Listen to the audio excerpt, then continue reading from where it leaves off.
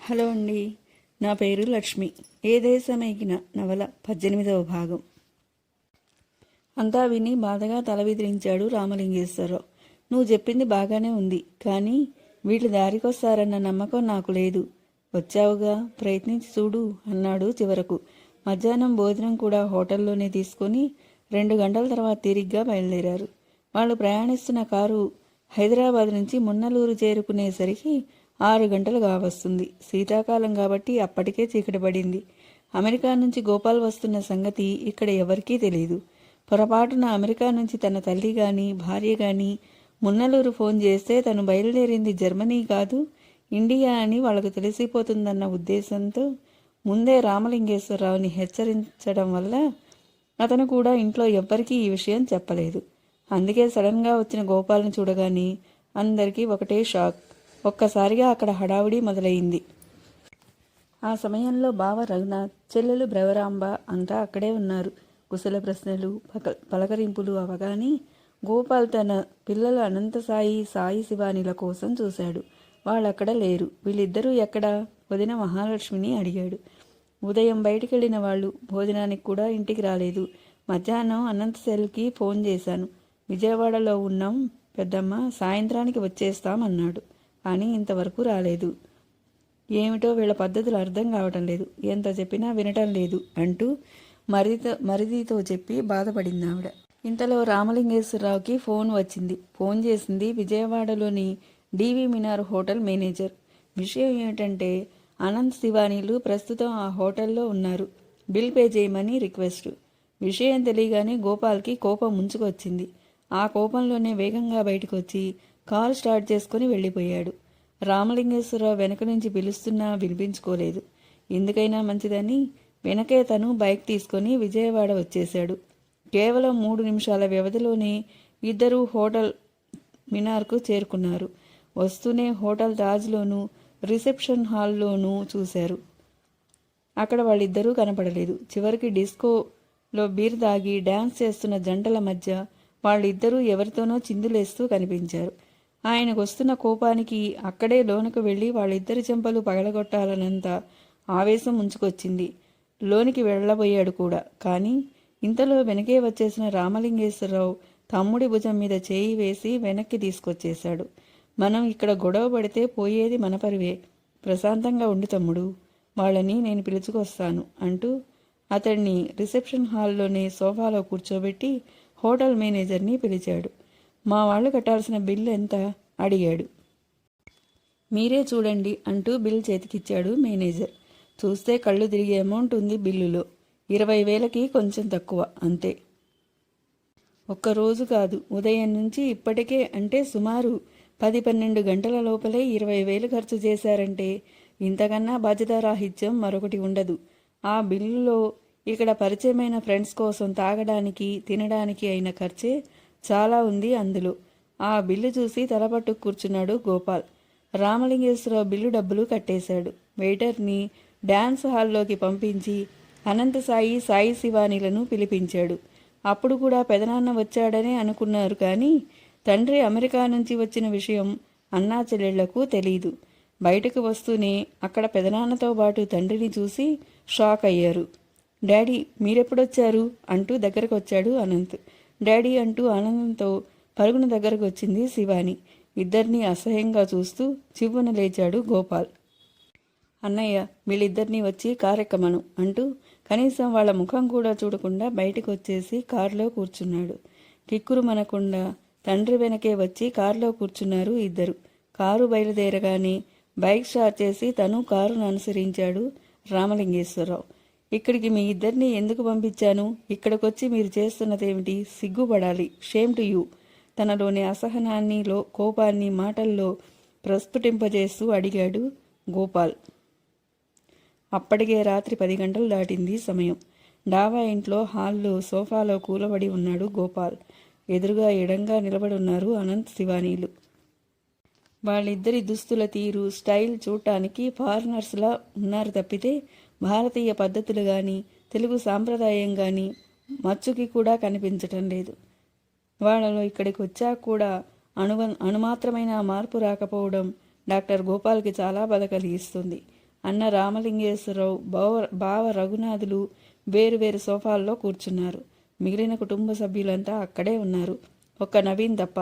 అతడు ఏదో పని మీద గుంటూరు వెళ్ళి ఇంకా తిరిగి రాలేదు. చీమ చిటుక్కుమన్నా వినిపించేంత నిశ్శబ్దంగా ఉందక్కడ. నేను వచ్చింది మీలో ఎంతవరకు మార్పు వచ్చిందో చూసిపోదామని. మీలో కొంచెం కూడా మార్పు రాలేదని అర్థమవుతుంది. చెప్పండి, మీ పద్ధతి మార్చుకోరా? ఎందుకిలా చేస్తున్నారు? తిరిగి తనే వాళ్ళిద్దరినీ నిలదీస్తున్నట్టు అడిగాడు. వాళ్ళు మౌనమే సమాధానంగా అలాగే నిలబడున్నారు. జాలీగా తిరగడం, మంచినీళ్ళలా డబ్బు ఖర్చు చేయడం ఇదే జీవితం అనుకుంటున్నారా? మనం అమెరికాలో ఉన్న మన పునాదులు ఇక్కడే ఉన్నాయి. ఇవి తెలుసుకొని ఆచరించాల్సిన బాధ్యత మీకు లేదా అని అడిగాడు. సారీ డాడ్, మేము అమెరికాలో ఎలా ఉన్నాము ఇక్కడ అలాగే ఉన్నాం. లేదంటే ఇక్కడ మాకు నచ్చిన వసతులు లేకపోవడంతో నగరాలకు వెళ్ళి రావలసి వస్తుంది. ఖర్చులు పెరుగుతున్నాయి. మాకిక్కడ నచ్చలేదు. మీ వెంట అమెరికా వచ్చేస్తాం అన్నాడు అనంతసాయి. అవును, ఇక్కడ ఉండడం మా వల్ల కాదు, మేము వచ్చేస్తాం అంటూ అన్నయ్య ప్రతిపాదనను బలపరిచింది శివాని. షటప్.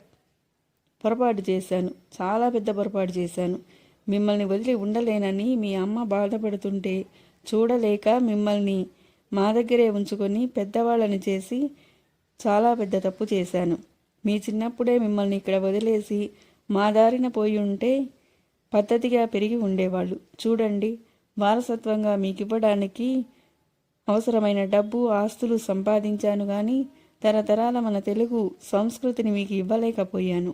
అవి మీరు నేర్చుకుంటారని ఇక్కడికి పంపించాను. నేర్చుకోవాలి అంతే. మాకు అమెరికా సంస్కృతే బాగుంది, అది చాలు మాకు, ధైర్యం చేసి చెప్పాడు అనంత్. మాకు చాలదు, మీలో మార్పు రావాలి, అది నాకు ముఖ్యం. వీళ్ళంతా మనవాళ్ళు. వీళ్ళంతా ఎలా ఉంటున్నారో చూస్తూ కూడా ఇక్కడి పద్ధతులు నేర్చుకునే తెలివితేటలు మీకు లేవంటే మీరు నా పిల్లలని చెప్పుకోవడానికే సిగ్గుపడుతున్నాను. నా పెంపకం మిమ్మల్ని ఇంత అధ్వాన్నంగా చేసినందుకు చాలా బాధపడుతున్నాను.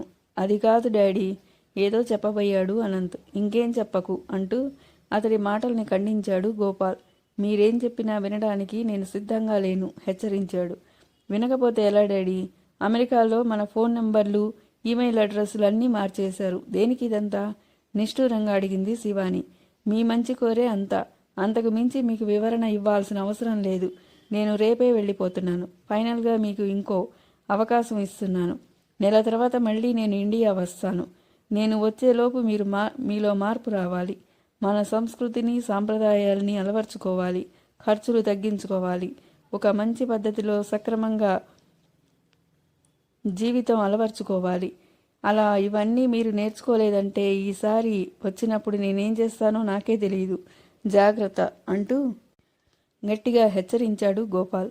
తర్వాత అంతా భోజనానికి లేచారు. వాళ్ళు భోంచేస్తుండగానే గుంటూరు నుంచి తిరిగి వచ్చాడు నవీన్ కానీ మహేశ్వరి కానీ ఆ అన్నాచెల్ల నడవలికలో ఎంతో ముచ్చటేసింది. అంతా కలిసి భోజనాలు చేసి లేచేసరికి రాత్రి 11 గంటలైపోయింది.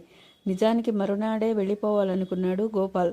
కానీ అంత దూరం నుంచి వచ్చి మరునాడే వెళ్ళిపోతే ఎలా అంటూ అతన్ని ఆపేశారంతా. తండ్రి ఇక్కడున్న 3 రోజులు అనంత సాయి శివానీలు బుద్ధిమంతుల్లా ఇంటి పట్టునే ఉన్నారు.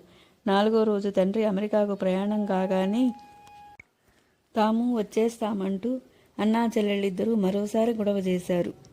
నయానో భయాన్నో సర్ది చెప్పి అటు బావగారితోనూ ఇటు అన్నగారితోనూ విడివిడిగా మాట్లాడి అందరి వద్ద సెలవు తీసుకుని బయలుదేరాడు గోపాల్.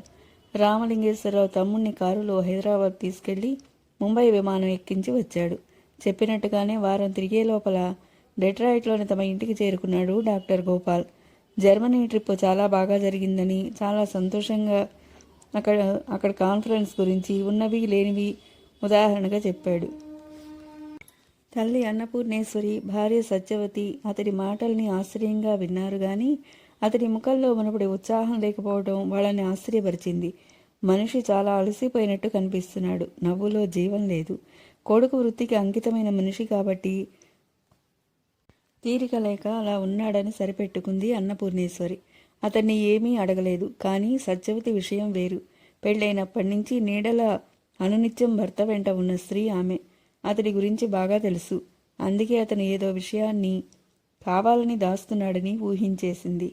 అప్పటికైతే అడగలేదు, కానీ ఆ రాత్రి బెడ్రూమ్ తలుపులు మూసాక భర్త పక్కన కూర్చొని ముఖంలోకి చూసింది. అప్పుడు కూడా దీర్ఘాలోచనలోనే ఉన్నాడు గోపాల్. ఏం జరిగింది? సున్నితంగా అడిగింది. ఏమిటి? ఆలోచనలోంచి బయటపడుతూ అడిగాడు. మీ జర్మనీ ట్రిప్పు మీరు చెప్తున్నంత హ్యాపీగా లేదని నాకు అర్థమైంది. నిజం చెప్పండి, మీరు జర్మనీకే వెళ్ళారా? అవును. నీకెందుకు వచ్చింది అనుమానం? మిమ్మల్ని చూస్తే ఎవరికైనా అనుమానం వస్తుంది. పిల్లలిద్దరినీ ఇండియా పంపేస్తున్నప్పుడు కూడా బాధ లేదు, కానీ ఇప్పుడు మిమ్మల్ని చూస్తుంటే బాధగా ఉంది. మీలో దిగులు, నిరాశ కనపడుతోంది. ఇన్నేళ్ల మన కాపురంలో ఎప్పుడూ మిమ్మల్ని ఇలా చూడలేదు అంది బాధగా సత్యవతి. భార్యాభర్తల అనుబంధం ఎంతో పవిత్రమైంది. అమెరికాలో ఉన్న భారతీయ వివాహ వ్యవస్థ మీద ఉన్న నమ్మకం వారిద్దరిలోనూ చెక్కు చెదరలేదు. ఒకరంటే ఒకరికి ఎనలేని ప్రేమ. ఆమె మానసికంగా ఇప్పటికే పిల్లలు దూరంగా ఉన్నందున నలిగిపోతుంది. ఇప్పుడు తన గురించి కలత చెందుతుంది. భార్యాభర్తల మధ్య రహస్యాలు ఉండకూడదంటారు.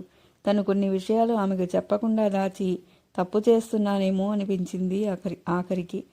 తను వెళ్ళింది జర్మనీకి కాదు, ఇండియాకి వెళ్ళి పిల్లల్ని చూసి వచ్చాను అని భార్యకు చెప్పేయాలని నోటి చివరి వరకు వచ్చిన మాటల్ని మింగేసి పేలవంగా చిన్న నవ్వు నవ్వేసి ఊరుకున్నాడు. మీరు నవ్వితే నాకేమీ అర్థం కాదు, నిజం చెప్పండి అంది సత్యవతి. పెద్దగా నిట్టూర్చి ఆమె ముఖంలోకి చూశాడు. నా మాట మీద నీకు నమ్మకం లేదా? నేను వెళ్ళింది జర్మనీకే, అందులో సందేహించాల్సిందేమీ లేదు. ట్రిప్పు కూడా చాలా బాగా జరిగింది అన్నాడు. అంత బాగా జరిగితే మరెందుకు మీలో నిరుత్సాహం? అనుమాన నివృత్తి కోసం అడిగింది. నిరుత్సాహం కాదు, దిగులు, బాధ. బెర్లిన్లో ఉండగా ఓసారి ఇండియా ఫోన్ చేసి అన్నయ్యతో మాట్లాడాను. నేను ఫోన్ చేసిన సమయానికి పిల్లలు మున్నదూరులో లేరు, హైదరాబాద్ వెళ్ళారట. వాళ్ళకి మనం పుట్టి పెరిగిన ఊరు నచ్చలేదు. వాళ్ళ విందులు, వినోదాలు, విలాసాల కోసం హైదరాబాద్, చెన్నై, విజయవాడ అంతా బయట ఊళ్ళకు వెళ్ళి వస్తున్నారు. అమెరికా సంస్కృతి నుంచి బయటపడలేకపోతున్నారు. డబ్బు దుబారా చేయడం, సరదాగా తిరగడం, ఇదే జీవితం అనుకుంటున్నారు. అన్నయ్య, బావగారు, వదిన, మా చెల్లెలు అంతా ఎంత చెప్పినా వాళ్లలో కొంచెం కూడా మార్పు రాలేదట. బాధ్యత లేకుండా తిరుగుతున్నారు. ఎవరు మాత్రం హర్షిస్తారు చెప్పు?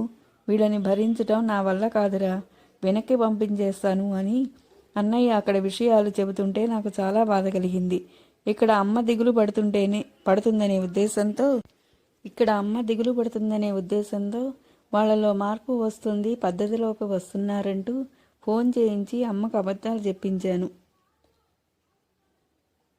పోనీ వాళ్ళని వెనక్కి, అది నిజం కాదని అమ్మకు తెలిస్తే ఎంత బాధపడుతుందోనని భయంగా ఉంది. వాళ్ళని దారిలోకి తేవడం ఎలాగో అర్థం కావడం లేదు అన్నాడు బాధగా.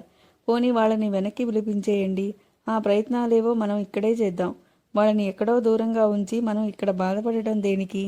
నిజమే, పిలిపించవచ్చు. కానీ అలా వాళ్ళు వెనక్కి వచ్చిన మరు నిమిషం మా అమ్మ ఇండియాకు బయలుదేరి వెళ్ళిపోతుంది. వీళ్ళు మారరు. వీళ్లలో మార్పు వస్తే తప్ప మా చెల్లెలి పిల్లలతో పెళ్ళిళ్ళు జరగవు. అమ్మ ఇండియా వెళ్ళినా సంతోషంగా ఉండలేదు. వీళ్ళ పెళ్ళిళ్ళు గురించి బెంగ పెట్టుకుంటుంది. అప్పుడు సమస్యలు ఇంకా పెరుగుతాయి కానీ తరగవు. నీకు తెలియదు సత్య, వాళ్ళని ఇప్పుడే వెనక్కి రప్పించడం మంచిది కాదు. కొద్ది రోజులు పోతే వాళ్లే దారికి వస్తారు. అదే అన్నయ్యతో చెప్పి జాగ్రత్తగా చూసుకోమన్నాను అన్నాడు. తరువాయి భాగం మరో వీడియోలో.